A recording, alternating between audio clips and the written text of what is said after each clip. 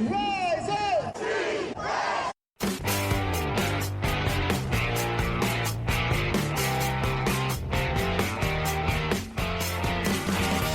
This is the Rise Up See Red podcast, all about the Arizona Cardinals and the NFL, featuring insider and outsider perspectives. Enjoy the best hour of Cardinals talk on the web. Now here are your hosts, Jess Root and Seth Cox.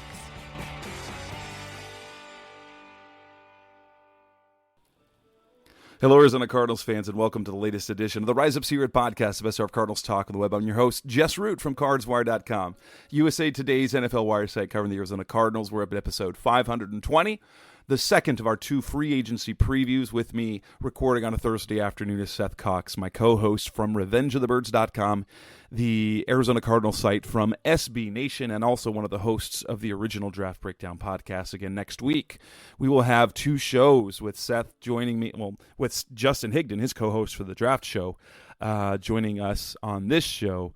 So it'll be like getting a couple extra bonus episodes that way to talk about the NFL Combine that is underway.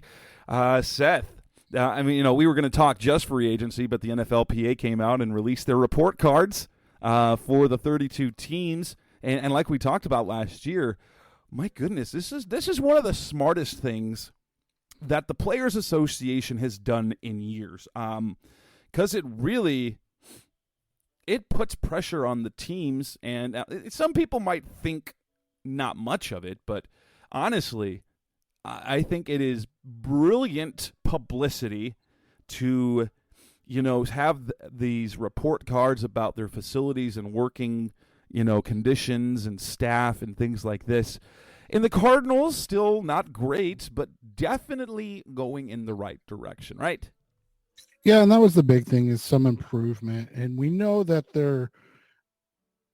they're trying to continue that. So, the biggest one, obviously, outside of maybe the family situation, was the facility. And one of the things about the facility that we know that is transforming right now is that they are moving all the business people out of their Tempe facility, or they already have, if I remember correctly. They have. They opened up the call center, the other building, about a month ago. Right. So now, theoretically, I assume, and we don't know for sure, and we won't know for sure until they tell us, because that's how businesses like that work, is that they will probably expand their training facility in Tempe, right? Like it would make sense, right? Yeah, it's all there already and things of that. So this is all, it's good. They're going in the right direction. But at the same time, those promises have to be kept. And this is obviously an Arizona Cardinals based podcast, and that's where we go with all of this stuff, and that's where our all of our interest kind of reigns. But it's interesting because you can have the right idea, right, or you can make promises, but if you don't actually follow through on them, it literally doesn't matter if you're the best team in the NFL. You will get hammered in this NFLPA thing, and you don't have to look any further than the Kansas City Chiefs. I mean, obviously, this year's 2024's report card is based on before the 2023 season. Well, or during. It was during. Yeah, or Season. during. But,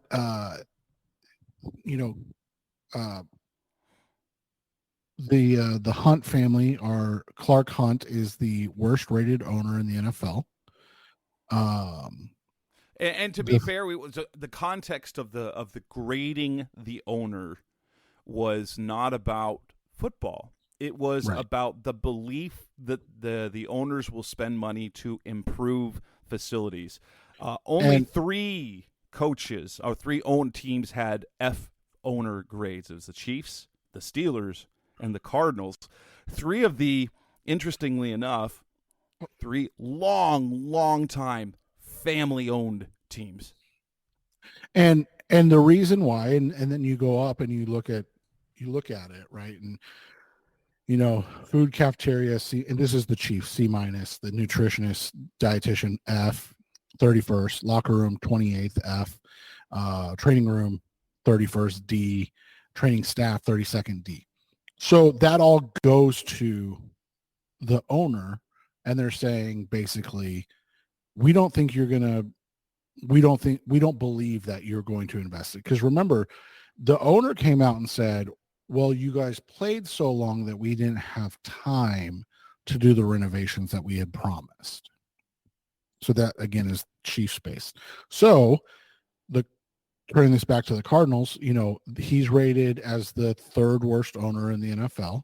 Whether you agree with that or not does not matter. That is how that's the perception of Cardinals players. So this is not all players. This is their own players voting for their team conditions. And so the Cardinals players do not trust Bidwell to spend, which is really kind of interesting because some of the, players just, they are impacted by just kind of reputation. Because while they were voting, the team was upgrading things, right? Right. Well, and so that's the thing is, if those things are being upgraded, but the upgrades are not done yet, then what's the response? And the response is, well, we can't believe you until you actually do it. And to be fair, I mean, I think Junior, and I know he's not Junior, but I think Junior does a much better job of spending than his father did.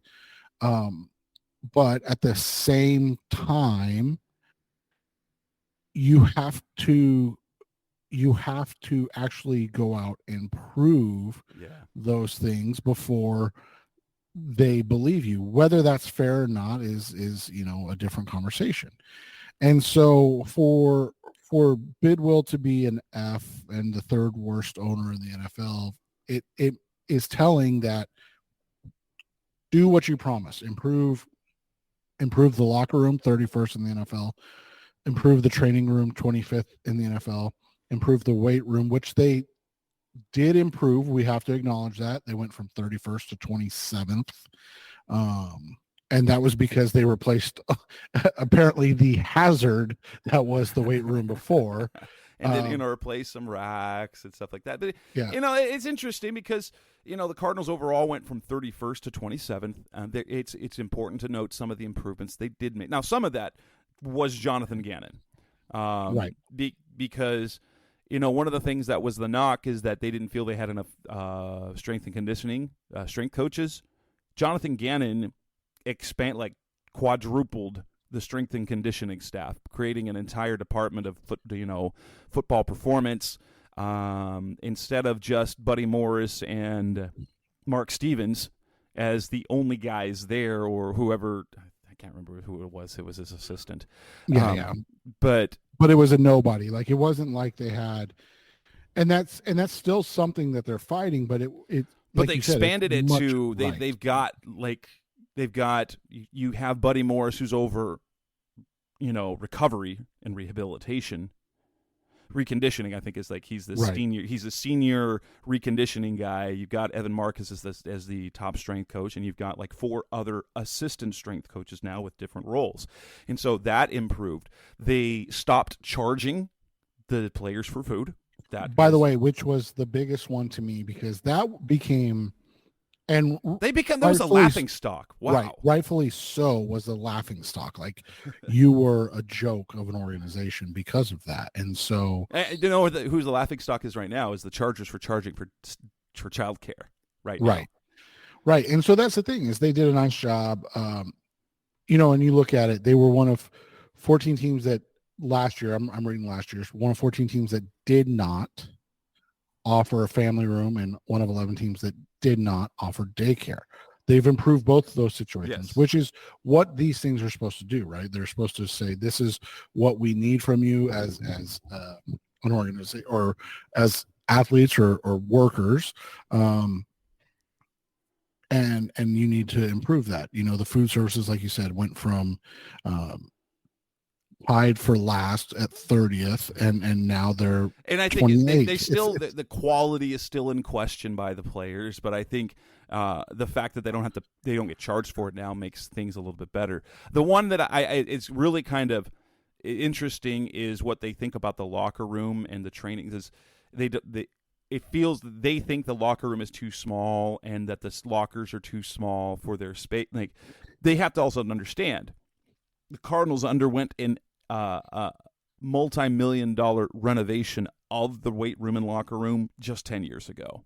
Yeah, but I mean, that's the thing is what is hard for the NFL to understand right now, and I know this is going to sound really silly, but when you're coming from Ohio State, or when you're coming from LSU, or you're coming from, or even Arizona State, Alabama or Georgia, and you're coming from you have better equipment and a bigger facility and a nicer facility than the pro team, that's going to affect your grade. And it's hard for us to understand that, because we're looking at it and we're like, this is really, this isn't bad. Like, what are these guys just, they're just being selfish athletes. And it's how you, and ultimately, there's just a value point. Because like Steve Keim, when he was on the radio like a year ago, kind of as something, when they asked him about the facilities, it's like, it's, the locker room's functional, and like Kelvin Beachum talks about, and a lot of these guys have their own gyms, and teams gave players money under COVID negotiations, that teams did give players an allotment so that they could go purchase their own equipment back in the day. And so, I will say this, I myself have had the opportunity of covering the team over the last, more than a decade. I've been in the Cardinals locker room a lot. And when and I was there before, so I saw the locker room pre-renovation, post-renovation, and it was a world of difference. Now, I also, as a season ticket holder at ASU, when they expanded their football facility, me and my brother-in-law, we got a tour of the new locker room, and ASU's locker room, far better than the Cardinals, but it's different because these are college kids, and that's where they stay. They live there. They live on campus. Right. And so you do need a little bit more than that, because they can't have they don't have a place where they can have their own equipment. That has to be better. They spend a ton of time there. And so it's kind of like that. I don't expect the Cardinals to, and I will say, the team facility, which was built in the 90s, you look at it, and other than the Cardinals branding, you can't tell that it's a world-class facility. It's kind of low-key. It's meant to be. It's not meant to be boom, boom, boom. It was built architecturally with the purpose to be low impact. Right. And so it does look like a 90s brick office building. Right. But, well, I think the biggest takeaway from this for me was obviously the improvements, which we talked about, which are good, but it's funny how fast things that were looked at as positives fall by the wayside, and one of those biggest ones was the team plane, right? And Mike Bidwell really bragged about the fact that they bought their own Arizona Cardinals plane, and if you read last year's, they were 12th, and the positives were no roommates, a lot of first class seats. But this is where the minute details come in, and again, where you can brag about, we bought this team a plane, but the reality is they bought a smaller plane than the team usually used to travel on. And what's funny about like this year's is that it's just about team preference, because more like last year's complaint was that they didn't have enough room. This year, they more people think they have enough room. They have the same planes. Right. and another thing that I always find interesting is they have players have no problem grading ownership because they are distance from them low. They have no problem with grading facilities low. But anytime it involves staff, they can't help it. Those are people they see day to day. They never grade them that low. Like Jonathan Gannon, A-. Okay, now that's low. Yeah, that's great. But you know how many coaches got an A- or better? 20 teams. 20 teams got an A- grader or I guess because players believe their coach. Unless they're in a really bad head coaching situation, players, believe and trust their coach. They believe and trust even if the strength equipment isn't sufficient, the strength staff they like because they're the guys that they work with. The training, they might the training tables, the training part where they have to recovery, they might not like them, but the training members, the PTs and the ATs, though the professionals, therapists there, guess what? They will grade them highly. It's always very, very interesting how that happens every single year. Yeah, and what's interesting is the biggest complaint about all of those is, and even though they made the efforts to, upgrade, the amount of staff is still the amount of staff, right? 14th and like you said, they have, or 22nd, and do they have enough full-time trainers? 82% think that they do, but that's still only good enough for 22nd. 84% for a full-time physical therapist. That's good enough for 14th overall. So it's, top half of the league. Hot tub space, again, something that you and I would be like, really, like just go sit in your own hot tub at home. But like these guys are looking at it and going, dude, in college, like we had, we had 20 hot tubs and 20 cold tubs, and now we have 5 and 5, and I don't know what they have, but that's how they view this, and that's what is, it makes it difficult for people to really kind of grasp, is that it's not just cut and dry. Like, yes, these are 100% first world problems, but when you're trying to compete, and this is what I wrote, when you're trying to compete with other teams for just simple things like free agents, and you don't offer daycare, for some people that's all it takes, right? And so like little things like that will give them a better chance at competing to get those things, because at the end of the day they people will be like, well, again, look at the Chiefs. Well, you know what? Patrick Mahomes, Andy Reid, Travis Kelce, they ain't walking through that door, man. So, you have to look at it from that perspective. Yeah. And on the other side of things, though, ultimately, it's just a brilliant ploy by the NFLPA to pressure teams to create owners, better, to just create better working environments. Because, I think, well, let's be honest. Honestly, it comes down to potential for playing time and winning, and dollars and cents to contracts. Ultimately, because the other stuff is just extra, right? If you feel like the Cardinals, even if they've got a crap training staff, if they offer you the most money and you think you're going to play there, guess what? You're going to go there, and you'll, if you don't think it's enough, you're going to go get your own weight set. You're going to make sure that you have the stuff where you live to be able to train. Right, and that's what it comes down to. And so when you look at that, in general, you have to look at the fact that this is, a situation where this franchise, unfortunately has an uphill battle in perception. I mean, that's just genuinely the first thing. There's a very negative perception of the Arizona Cardinals. So how do you combat that, right? Like, what do you do? And this is, again, the first steps. These are baby steps, but at least they're happening finally, right? Yeah. Let's move on, get to our free agency preview. Coming up next on the Rise of Sierra podcast, the best of Cardinals talk on the web. Seth and I have our plans for the Cardinals. We'll hear what Seth has to say about what he'd do with this offseason, and we'll talk about that coming next on Rise Up See Red. We're back on the Rise Up See Red podcast, the best of Cardinals talk on the web.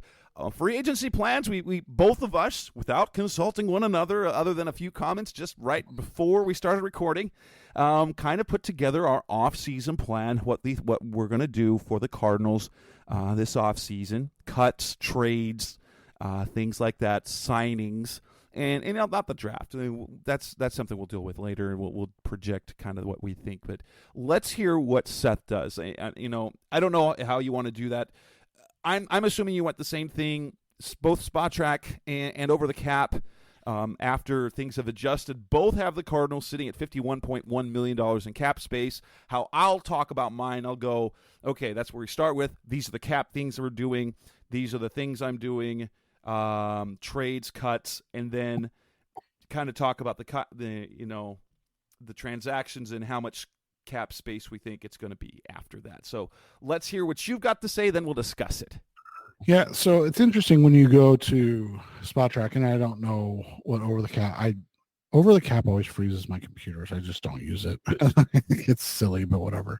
But like when you go actually into like the salary cap manager, it says they have 42.7 million in cap space. That's the total. So that the 51.1 is the top 51, which is what you use for the offseason. And the 42.2 I wonder why is they like don't actual cap. I wonder why they don't do update that so it's the same, right? Anyways, going forward, you unfortunately I think that they're going to cut DJ Humphries, so that gives you an extra 9 million on top of that. So right around 60-ish million right there. I don't know. The thing is with that move is you don't know if it's a good or bad move, but you also know that it doesn't change anything for at least the first 8 to 10 games of the season. Well, right? we're talking, Kyler got hurt at the beginning of December. He didn't come back till November. DJ Humphries, a 300-pound man, did it at the end of December. I don't think and if we recall, he couldn't have his surgery right away. They had to wait. And so we're talking earliest December. He's coming back. Right. And so, you look at it, it's, you and I have talked about this. I'm not sure that we agree with this move in any way, shape, or form. However, it is a business and we're doing a business-based transactions on this episode. And so $9 million, that's where we'll leave this because that's all I really have to say about it. Again, not saying I agree with it, just what my thought is. From there, I think, and I know this will rub some people the wrong way, I cut Dennis Gardeck, so that now you're up to a little over 12. Cut Dennis Daly. He doesn't have a spot on this roster, it feels like. I think you and I've kind of talked about that. That gives you another 1.6. Over 6. Yeah, and it gives you over 13.7. This will maybe surprise people, or maybe you were paying attention last year and it won't. Cut Cam Thomas. Again, not saying that he needs to be cut or that the play deserves to be cut, but I mean, they didn't play him. Yeah. Really, his savings isn't a significant, what is it, less than $1 million? Yeah, it's about it. Yeah. And so I think he'll probably be on the roster to compete, but ultimately won't make the team probably. Yeah, and so that's kind of where it ends. I mean, there's a lot of back end of the roster stuff where it. Yeah, really we're talking matter. major cap savings type things that we're going to add cap before you make your moves.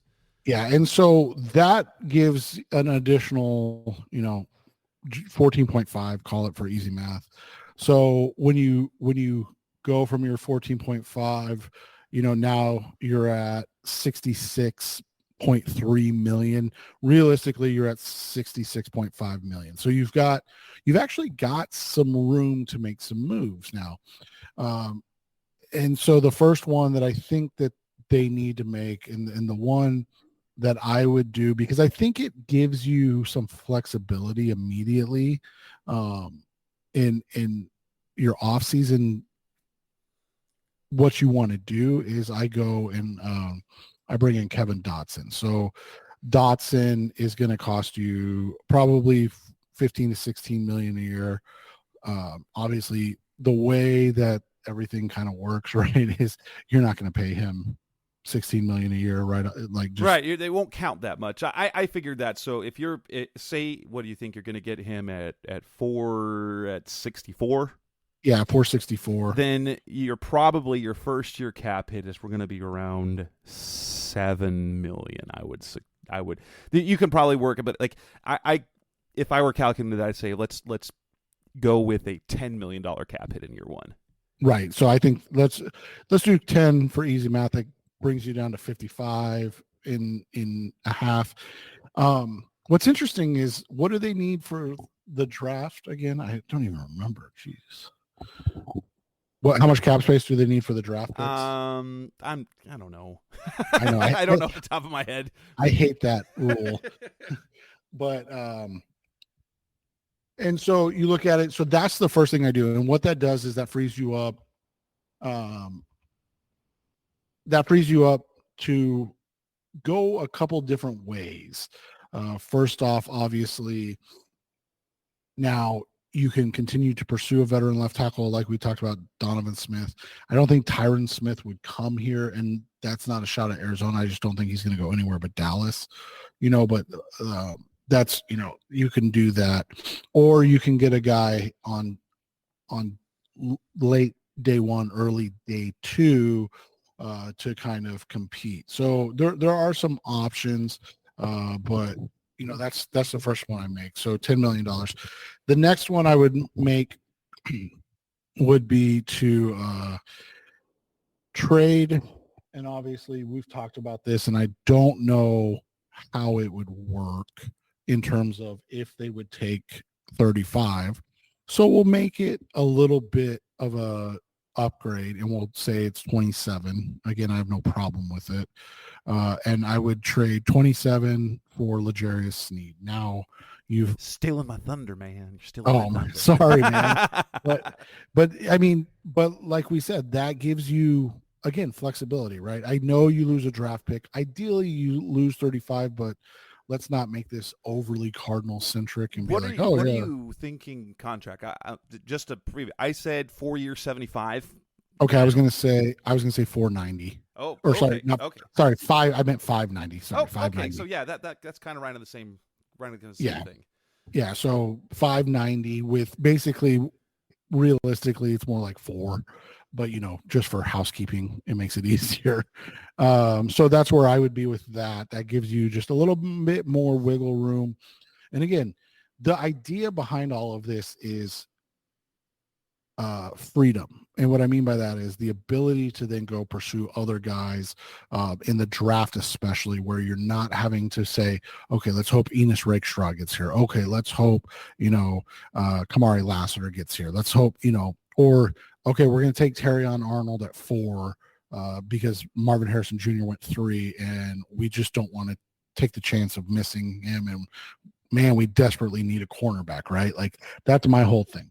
So those are the first 2 moves I make. I think that sets you up for the draft. We're not going to go over the draft, obviously, but just that part. And then from there, I offer Javon Kinlaw a 2-year, $14 million deal that gives you a little bit more juice than what he would get from San Francisco, likely, and puts the ball in his court. All he can do is say is no, right? But I think that gives you just a little bit more of a potential to sign him. And then the other guy I go get along the defensive line is Greg Gaines. He's a younger guy. I think you can get him for like a 3 years, $10 million type deal. And he's going to be 27 this year. So that falls right in line with kind of everything you're doing, right? 2 to 3 years, but also a guy that can start in year 1 and then changes, or not changes, but gets, has more options in year 2 and 3. So those are the big ones on the offensive or in that way. And then from there, I try to pick up an inside linebacker. I think we talked a little bit about it. I would go grab Josie Jewell. Again, I don't think it's going to cost you a ton. They do have his market value up now. So let's see. So $7.5 million. So that might be a little more than you want to spend. So if you can get him for 2 years, $15 million, is that something you would do? I probably would, just so you don't have to overreach. And then the last move that I would make would be you went and got a corner, obviously, in L'Jarius Sneed. We talked about a lot of guys that you could go and grab, but the one I would grab, and I thought you and I discussed this quite a bit, would be Dane Jackson, the Buffalo corner that looks like he can play a little bit. He should be getting, maybe a 2-year, $6 million type deal. Again, not a crazy amount of money, would give you a little freedom in that range and allow you to go pursue other guys. And that's a nice play there. And it allows, it makes it so they don't have to rely on all their young cornerbacks that they've got. Because coming back, they've basically got four former rookies. So 4 second-year guys coming back that they kind of control. You got Catrell Clark, and you got Garrett Williams, Starling Thomas, and then Devon Wilson, all of whom started games last year. And on one hand, you're like, yeah, I like that. I like having the young, but do you want that to be what you go into next season for? No, right. No. You got to bring in someone with a little bit of juice, a little bit of veterans. I do like that you did that. That you not only you traded for Sneed, who's not quite at veteran leader, but he's playmaker, and then you bring in a Dane Jackson who can be, and it'll allow 2 to 3 of those, so 2 to 3 of those 4 young guys to then have to compete, and you're not going, oh, those guys are making the team just because they're on the roster. Right, exactly. And that's kind of where you have to look at it. There's some little, intricate things after that you can do. I think you can, look to add a tight end like you and I talked about. You probably, depending on the health of Jeff Swaim, bring back Jeff Swaim. If not, you go and bring in a guy like we talked about, like a Robert Tonyan for 1 year, $2.5 million. So same type of contract, but I don't know if those move the needle as much as the one. Well, my question is this, because you think now again, this is what you would do. Do you think that the Cardinals will make any sort of splash? Like you have them going and get Kevin Dotson, and that's going to be your big free agent addition. You're going to throw a lot of money at him. Do you think that that's something that the Cardinals would do? I like we talked about in the other show. I'm like, I want to see this. I want to see if they're going to splash for anyone, or if we're going to see year 2 of 1 to 2 year deals. Kind of is, hey, we will carefully fill our roster with guys that we trust that might not be stars, and then we're going to build with young around them. But you think that they're going to go with, now obviously they make the splash with Sneed. That's different. That's a different thing, because you're not signing in free agency. You're treating him like an asset on the team, right? I view trades different than free agents. Correct. I would agree with that. And so you're going to have a splash trade for Sneed and a splash signing with Dodson. But yeah, I do like the moves overall.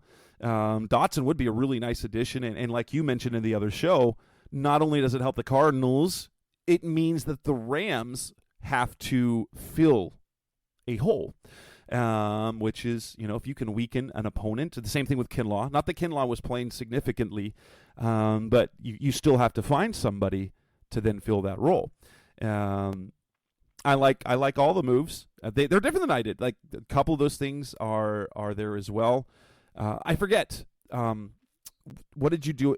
Are you planning on the draft at receiver? Yeah, that's where I would go with the draft is. And the nice thing is, with the way I kind of played this out, is obviously you need a left tackle and you want to add a wide receiver, but nothing is like dire straits. if you don't leave with one or the other, you're not killing yourself in any way. So that's where I kind of wanted to go to, is that you're in a good spot. You've got a lot of talent. And from there, kind of figure it out. That's where I'm at. Of the guys that you have them signing, who do you feel are the most likely that the Cardinals would go after? I think guys like Gaines, Jewel, not necessarily those guys, but players of that ilk are probably where they're going to end up. I do think they make a run at like a Dotson, but a guy, and I don't. Again, Jess and I didn't discuss this before, so apologies if I step on toes. But like if they instead go after a Jonah Jackson, who would be like a tier 2, right, to Dotson.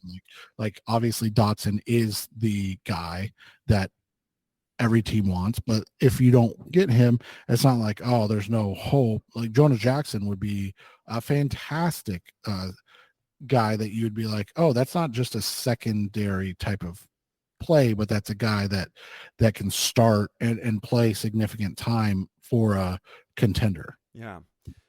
Coming up next on the Rise of Sea Red podcast, the best hour of Cardinals talk on the web. Let's move on to what I've got.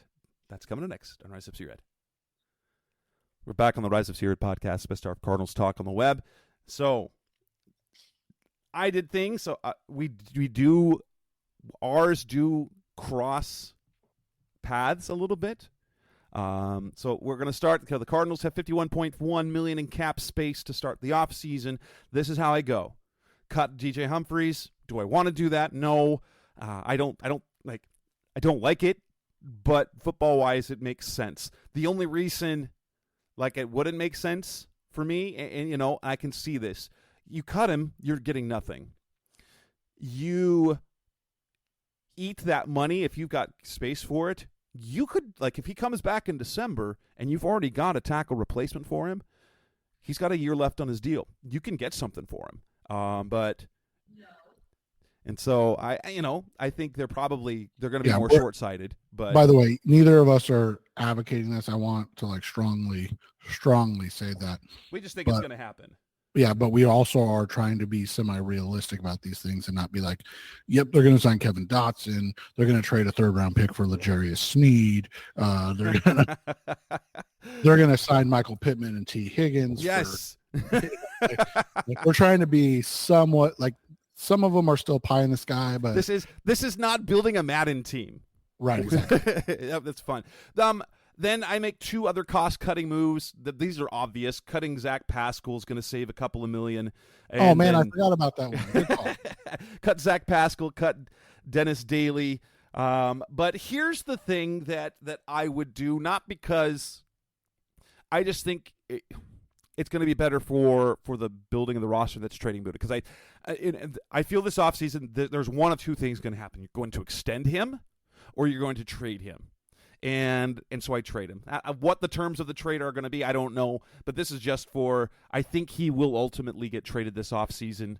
And so I'm going with that move. And so after my moves, because that's going to save them a whole bunch of gifts of cap. So after trading Buddha, cutting Humphries, Pascal, and Daly, they're at $78.7 million in cap space. Lots of room. And then the first thing I do, this is my splash move. Now, I'm going to go with this. I am not signing a free agent for more than one season. So I'm not. I believe that the Cardinals are going to go with rare exception. They're going to go with a fill the roster. So I didn't sign anyone for more than 2 years. Is how my approach was for this. My first splash move is the same splash move that you made, and that's a trade.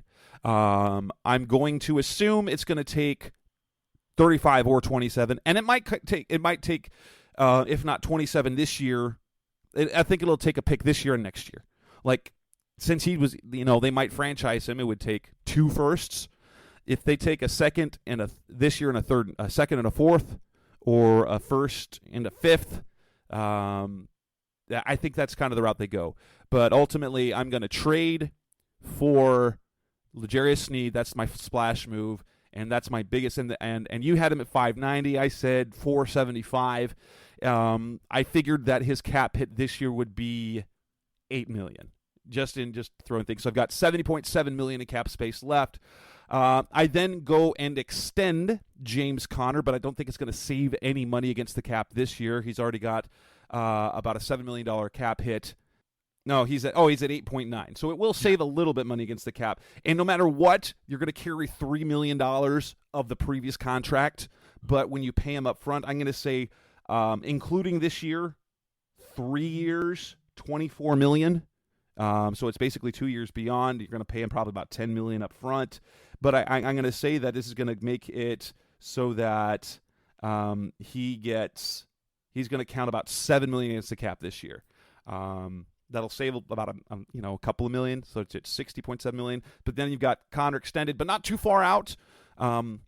With the running back market, I think in the average of 8 per year is kind of the sweet spot. You're still rewarding Conner, and you are creating continuity. Then I'll talk about my re-signs. The guys that I think that they should resign that I talked about on the last show, I haven't re-signing. I'm going to go with Hollywood, 1 year, $12 million hit. Jeff Swaim, 1 year, $2 million. Elijah Wilkinson, 1 year, $2 million. We'll go Lecky, 2 years, $6 million on the defensive line. Bring back either Josh Woods or Chris Barnes at $2.5 million. And then you bring back Blake Gillikin at a 2 year, $4 million deal. And that's who I re-sign. After that, the guys that I bring in from outside the organization, no one gets more than 2 years. I go with the backup quarterback, Drew Lock, 2 years, $9 million. And he's going to have a $3 million cap hit. The quarterback one's really odd because I don't know what they would look for. And so, like, if they don't believe in Clayton Tune, are they just going to go out and get just a dude? Or are they going to try and get a guy who you can trust? Like last year, Josh Dobbs was like, why? And then he was good for 3 games, and he was terrible.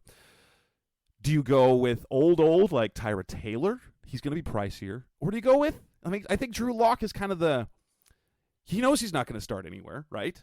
Like unless he's going to an awful team. And I guess, the Cardinals may be an awful team. But also the Falcons are somewhere where he might be able to start. Is that more important than? Yeah. But so I go for Drew Lock as the backup quarterback, and I think that one works. I go for a running back, low key, Boston Scott, 1 year, $1.6 million. He's got some familiarity with Jonathan Gannon. He's not going to he'll play special teams, and so he's not going to rock the boat.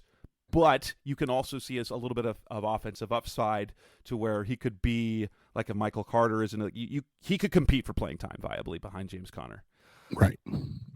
But the tackle position, I go low end, but knowing we'll have to wait and see with the draft. But I go with George Fant. Played for the Texans last year, ended up starting most of the season at right tackle, and I go for him. And so while we have heard through channels that was sourced through someone we know that the plan is to put Paris Johnson or keep Paris Johnson at right tackle, I say no, not going to do that. I'm going to sign George Fant, give him 2 years, $6 million. Probably is kind of the sweet spot. I don't know. Maybe he'll cost more than that. Give him 2.5 against the cap this year. He projects as your starting right tackle. You move Paris to left tackle, and it takes care of the tackle position. So now you've got Fant and you've got Kelvin Beachum, and then if you draft a guy, that's just gravy. I like that, by the way. And the guard position, Jonah Jackson, I like. I don't think they'll splash quite that much. A couple of names that I like. That would be.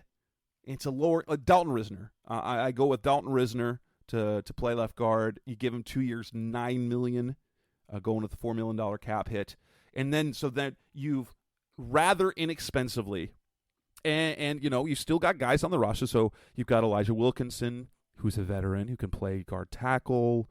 You've got John Gaines coming back. Whether he can be the center of the future or left guard of the future, we'll wait and see. But then you're not too invested in that deal that Risner's getting is roughly the contract that Will Hernandez got last year. And so nothing too crazy. Defensive line, I take two 49ers. I'll take Javon Kinlaw, 2 years, $13 million. So we do cross paths like that. And you went with Greg Gaines. I'm going to go with the other guy that we've talked about leading up to Super Bowl, Sebastian Joseph Day. And I give him 2 years and $6 million. And you're going to see some. So your guys are going to see that guys that I talked about previously, since I talked about as I thought they would good fits, I'm going to target. So, and kind of spreading the love around, active in free agency, nothing too splashy other than the trade for Snead. So we got Drew Lock at quarterback. You kind of hitting all the little areas that they need. You've got another running back. You bring back a receiver in Hollywood Brown.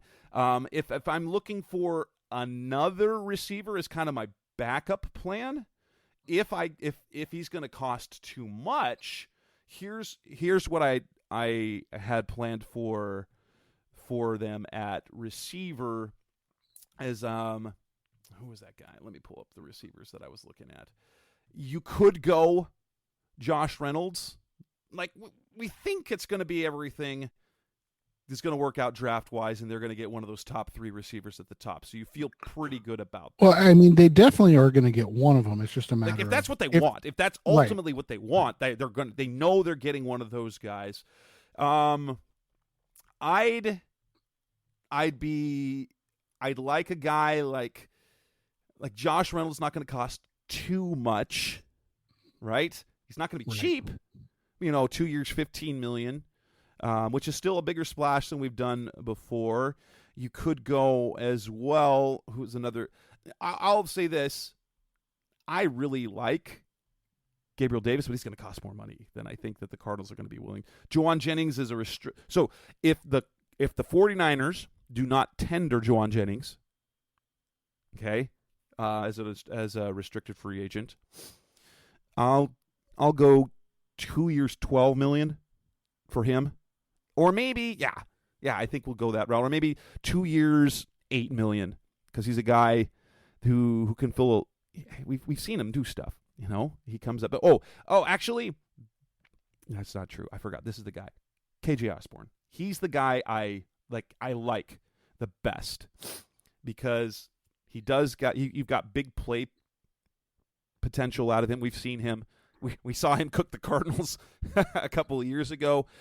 He's got a little bit of he's you could get big games from him, but you can't count on him to be a number one.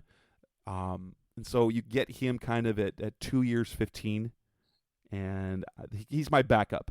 So I'm going to go for Hollywood, and if that doesn't work out, I'm going to target KJ Osborne instead. And then you can mix him in there in the mix with Greg Dortch and Rondell Moore. If you think Moore can do more, Moore can do more.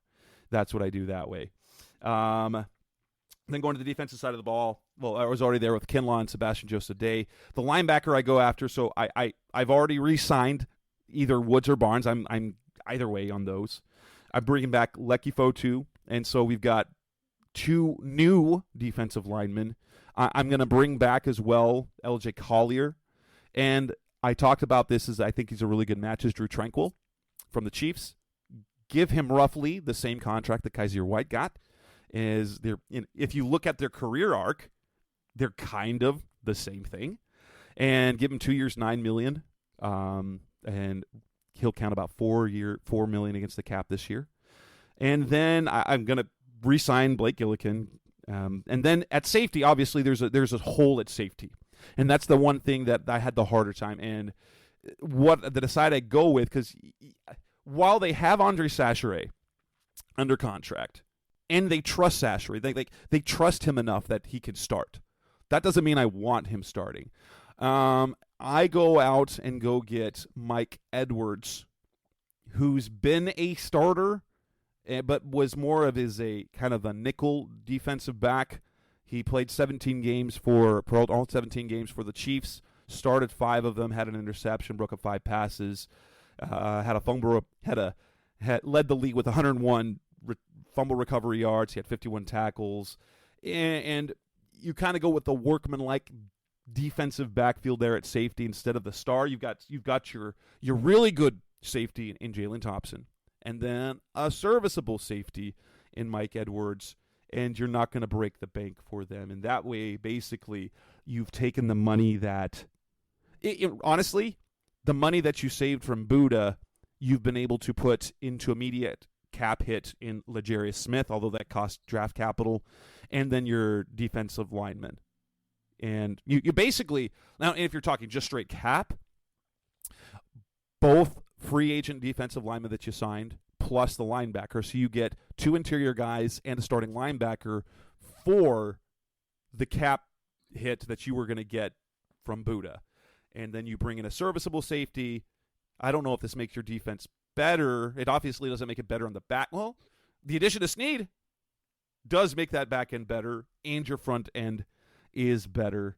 And so that is the route that I go. And I end up, in the end, with still about 20 million, 18 million in cap space, which means you can sign your rookie class. You've still got about, 10 million in space after you have to make it, and which leaves a little bit of flexibility for extensions or trades laid down the line, or injuries, things that happen. Moves for injuries and things of that nature.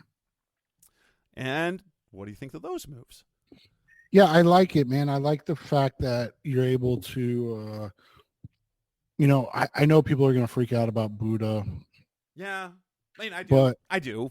I don't want that, but like we've seen with basically every team, when you bring in a new head coach, there is a star player there is a very good player who ends up getting traded or cut. Not because it's not because of football play at all. And like we've said before, it'd be different if this was a team if this team had been close, or the defense had been close, I guess would be the better way to put it. But instead, it hasn't been. And so to just continue to do the same thing and continue to pay the same guys and then expect different results is just asking for problems. So, yeah, I think I like that. I like the moves you made. I would love Drew Tranquil, but after his drunken performance at the Kansas City parade, I just don't know if he wants to go anywhere but Kansas City, right? Now again, it's always coach. They're Scottsdale. Yeah, well, if you want to be drunk, Scottsdale, right. Man. No, he loved winning. He loved winning. It's going to be hard to pull any of those guys from Kansas City. Here's the only guys you can pull from a team like Kansas City are the young guys that are about to get paid. That's why Tyreek Hill left. That's why L'Jarius Sneed's on the trade block. But yeah, I guess I'm trying to build I didn't realize that I did it, but of the free agents of the addition, I've got 2 49ers and 3 Chiefs. Yeah, and that's kind of what you want to do, is go get guys that have been in successful programs and then see if you can build on that, right? And it doesn't have to be guys that are going to be stars, but guys that can come in and help build the culture of the program. And that's, from the beginning of this until now, that's something we've talked about, right? Is that they need to build that culture, and the first steps were taken with the NFLPA report card, and now bringing in guys that fill that culture, that allow you to do a little bit more each and every day, and things of that nature. And yeah, I like how we both kind of went about that, and what we were looking to do for the success to find it, because it was about getting guys that were good fits. There were some splashes on both sides, but finding guys that fit what you're looking for. Now, the only thing I think, if I could have done another one, I didn't add anyone on the pass rush, which is probably a mistake, and I would overlook that as I was I don't know. It's just so hard it's hard. envision it even happening. Right, because you're either going to make a big splash for someone who's, not going to – they're expensive. And is Chase Young – can the Cardinals pull Chase Young from San Francisco? I don't know. And are the other pass rushers out there, they're either old or unproven, and so I guess you're going to have to wait for something else. That's the one area I wish I could have felt comfortable with, but I didn't. Somehow I didn't think that I was going to be able to build half of the defense with 49ers in Chase Young and Javon Kinlaw and the Sebastian Joseph Day, and then adding Jadarius. I didn't think that was viable. Probably not, and that's why, like I said, I think we did a good job of trying to make it more realistic, right? And I like how I envision the offense looks pretty complete. You think that assuming they had Harrison or Odunze or Neighbors, that a trio at receiver with one of those three guys plus Hollywood plus Michael Wilson, and then guess what? You can use Hollywood primarily in the slot, and you have a really nice, honestly, the way they run their offense, you kind of get the more traditional roles for those receivers. You've got size on the outside, and you've got quickness and speed on the inside. And now you don't have to expect anything from Rondale Moore other than gadget guy. And I like that. Greg Dortch still has that 4 role, or the 4 or 5 role, and you don't have to count on him for any particular thing. But it allows people to emerge, and the injuries are going to happen at some point. And so, and you get Trey McBride. You have the running back room full. You have a starting offensive line that's serviceable by adding George Fant and Dalton Risner, or whether it's that guy or another, journeyman type guard, plus your tight ends, and you really feel like the offense is competent as is, and really could compete, while the defense strides, but you'll have to wait and see. Yeah, and I like the way it's coming together. The vision is clear, but it's also different because we just don't know exactly what to expect from Monty yet, right? Yeah.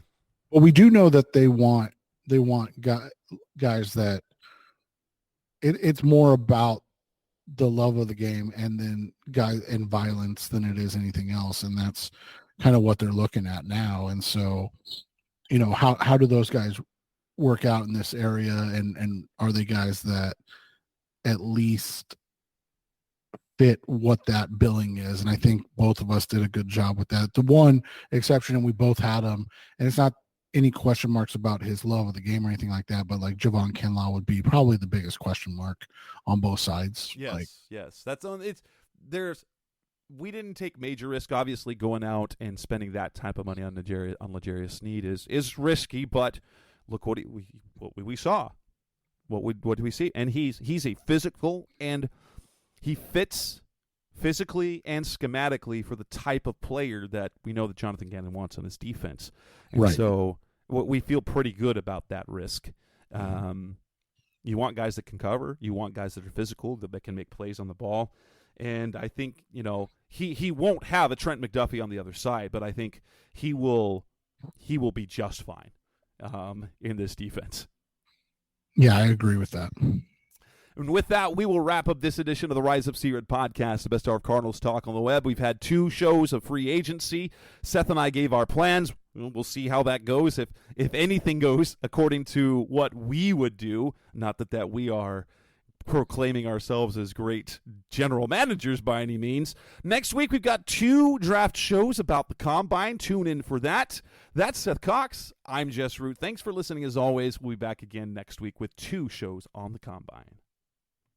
Thanks for listening to the latest edition of the Rise Up Sea-Red podcast. Listen to previous episodes and subscribe to the show on Apple Podcasts, Stitcher Radio, Audioboom, or many other podcast platforms, so shows are delivered directly to your mobile device. Please give the show a 5-star rating and always support the sponsors who support the show. We'll be back soon for the best hour of Cardinals talk on the web. Rise up Red Sea, be Red Sea Red, and of course, Rise Up Sea Red.